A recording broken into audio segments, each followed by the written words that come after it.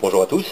Alors en fait, depuis à peu près 4 ou 5 ans, depuis que j'ai tenté les semis de choux et de navets, eh bien j'ai constaté à chaque fois que les semis parvenaient à germination, les germes parvenaient à lever, les choux que je suis en train de repiquer, qui étaient positionnés ici, et la barquette va être positionnée comme ceci. Et dès que les cotylédons s'étaient déployés, tout se passait bien. Et puis quand les premières feuilles apparaissent, eh bien petit à petit, les choux déclinaient, les feuilles finissaient par s'étioler et dessécher. Il y a des plants de choux pointus repiqués qui provenaient de jardinerie, de là et de ici. Ce qu'on peut apercevoir, c'est qu'ils ont quand même tendance, après le repiquage, à présenter des feuilles légèrement desséchées ici, hein, on voit. Hein. On voit qu'elles se plient aussi vers l'extérieur. Encore un exemple ici, une feuille qui se plie vers l'extérieur. C'est la série de choux qui semble le mieux supporter cette ambiance artificielle en fait. Hein. J'ai déjà éliminé quelques choux qui ne pouvaient pas supporter donc les 8000 Kelvin. On peut le constater sur l'aspect des feuilles, avec les feuilles qui ont tendance à se plier vers le bas. Ce sont des choux-fleurs ici. Et puis il y a toute la série des navets qui n'ont vraiment pas bien donné, à la fois sous tube 865, ni sous tube 880, ni sous tube 9000 Kelvin. Ils avaient bien germé, ils s'étaient bien développés jusqu'à l'apparition des cotylédons, et dès que sont apparues les premières feuilles, ils ont commencé à dessécher. Donc je ne sais pas encore très bien la raison pour laquelle ça se produit, mais ils manifestent le même comportement apparemment que certains choux qui sont à côté ici. Voilà, donc ce sont des échecs de cette année.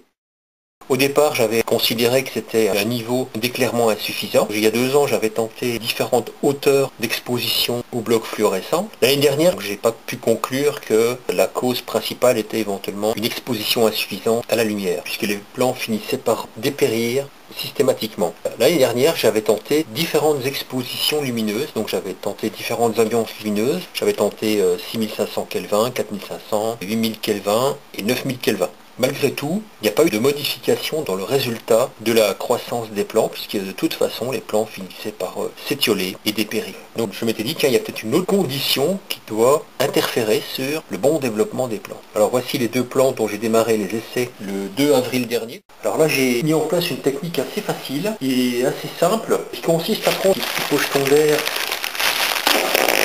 servent à protéger les colis. Il y a différentes formes, mais celle-ci, elle correspond à la dimension des gobelets que j'utilise de 10-12 cm. Bien, je découpe une base, hein, donc une extrémité, comme ceci. Donc là, je vais montrer l'exemple pour 2 gobelets. Voilà, donc je vérifie qu'ils sont bien ouverts. Ça forme 2 petits sacs. Voilà, je me munis de 2 petits élastiques. Je prends les plants qui ont été démarrés. Donc ces 2 plants-là ont été semés et repiqués en intérieur. Mais dès qu'ils ont été repiqués, je les ai placés en extérieur dans des bacs protégés.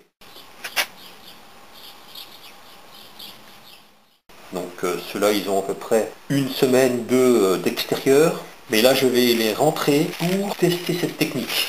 Alors ensuite, la méthode consiste à encapuchonner chaque petit gobelet. Et dans l'autre, je mets un petit peu moins d'air. Avec des plants de la même variété, comme ceci. Puis après, je prends l'élastique pour conserver plus efficacement le taux d'humidité autour de la plantule, la jeune plantule. Voilà. Là, je mets un petit peu plus d'air. Ici, j'en mets un petit peu moins. On peut le voir. Voilà, je vais placer donc ces 2 plants, comme je le fais d'habitude, sous tube fluorescent, de températures de couleurs différentes. Voilà, et puis j'adapte d'une année sur l'autre, en fonction des résultats. Donc je verrai bien comment ça va se développer. Alors voilà la disposition des plants sous le bloc 9000 Kelvin. Voilà la disposition des plants de choux, donc de la variété 94 là. Voilà, on voit bien les petites gouttelettes d'eau donc à l'intérieur du sachet. Voilà, donc tout simplement un petit sachet avec un élastique qui le maintient autour du gobelet.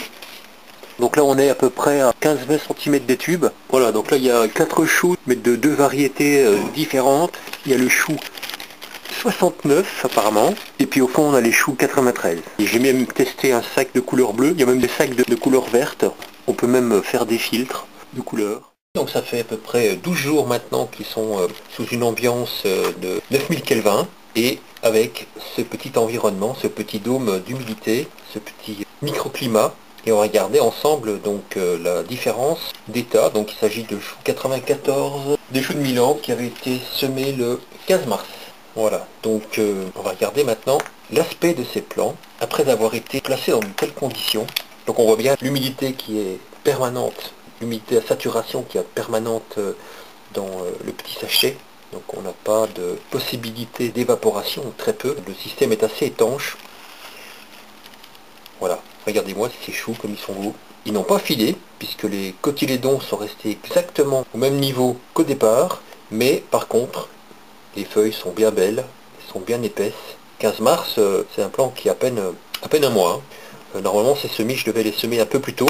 C'est sûr que si on peut accélérer un petit peu le développement des plants, eh bien, ça permet de repiquer plus rapidement des plants en extérieur, tout en libérant de la place sur les bancs de semis. Et le problème aussi, c'est que bon, mettre des choux à l'extérieur, en février ou en mars, bah, les températures sont quand même relativement fraîches. Et donc à ce moment-là, les choux se développent moins vite. Là, on a un chou qui est idéal pour être repiqué au potager. Fin mars, début avril. Donc là, j'ai à peu près, on va dire, 11 jours de retard. Mais c'est un plant qui a atteint un état de développement permettant de le repiquer au potager. Voilà, donc ce plan-là, c'est un chou de Milan, j'en ai déjà repiqué 5. Donc là, c'était juste un test par rapport à des expériences. Alors le deuxième chou, donc également un chou 94. Voilà, donc on voit qu'il a peut-être filé un tout petit peu celui-là, mais dans l'ensemble, il a de belles feuilles. Hein, on voit qu'elles ne sont pas en train de dépérir.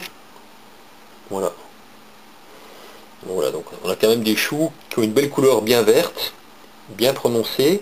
Comme je n'avais pas la méthode pour pouvoir cultiver mes choux correctement en intérieur, eh bien ce que je faisais, je mettais mes choux directement en extérieur. Donc dès que les plants déployaient leur cotylédon, et après le repiquage, eh bien je les transférais immédiatement dans des bacs en extérieur sous serre froide, à l'abri du gel. Donc vu que j'étais relativement confiant sur cette intuition, hein, puisque je m'étais dit tiens, je n'avais pas encore testé ce système, et comme j'avais vu des cultures de choux effectué en intérieur sous 6500 Kelvin et qui semblait réussir, ben je me suis dit il y a quand même quelque chose qui fait que dans les conditions dans lesquelles je les cultive, il y a quelque chose qui ne marche pas. Voilà, donc le 4 avril, j'ai mis 4 autres lots et ceux-là je les ai placés sous 6500 Kelvin.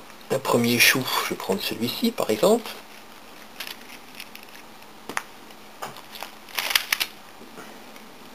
Voilà, oh regardez comme ils sont beaux. Donc là ils sont vraiment plein de vitalité. C'est un lot 93, c'est un chou de Bruxelles. Donc ça tombe bien, parce que ça je vais en repiquer prochainement. J'ai préparé la planche, hein, je vais en cultiver 5, en tout cas pour cette première tournée. Donc là c'est un très beau chou aussi à repiquer. Hein. Donc il a déjà 2 belles feuilles, et une troisième qui apparaît, et une quatrième qui apparaît également.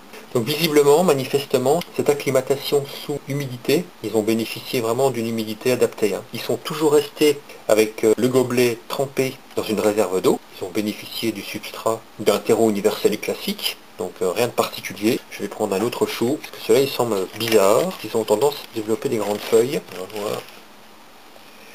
Voilà, donc ici on voit qu'ils n'ont pas filé, mais ils ont développé l'air grande tige. Je pense pas que c'est un filage, hein, ça, parce que les cotylédons ne se sont pas rehaussés. Et c'est un lot apparemment semblable à celui-ci, c'est du 69. Ça c'est un chou brocoli, ce sont des choux brocolis. On va regarder. C'est difficile à dire s'ils ont filé ou pas, parce que c'est les seuls qui ont manifesté ce comportement. Et puis il y a le dernier chou qui me semble un peu biscornu, celui-là. C'est chou de Bruxelles. Et normalement, il aurait dû ressembler à ça. Voilà. Je pense que celui-là, il a subi une malformation. Donc au départ, il a trop de retard par rapport au plan précédent. Donc ça, c'est un plan à écarter. Manifestement, ce qui manque pour le développement des choux, c'est une ambiance humide, une humidité relative. J'ai mesuré l'humidité ambiante sous les blocs avec lesquels ils se développent en général. Donc sans protection, sans dôme d'humidité, sans mini-serre. Et j'ai obtenu entre 60 et 65% d'humidité relative. Donc apparemment, c'est un petit peu trop peu pour les choux et pour les navets, ainsi que pour éventuellement les radis. Ça peut être le cas aussi si on veut développer des radis en intérieur. Il faut y penser pour pouvoir les repiquer un petit peu plus tôt, par exemple. Hein. Ça peut être une alternative au semis quand les conditions ne sont pas réunies. Donc voilà, donc je suis bien content, je suis bien satisfait d'avoir eu cette idée. Hein. Donc voici une énigme en moins à résoudre concernant le développement des choux, des navets et des radis en général.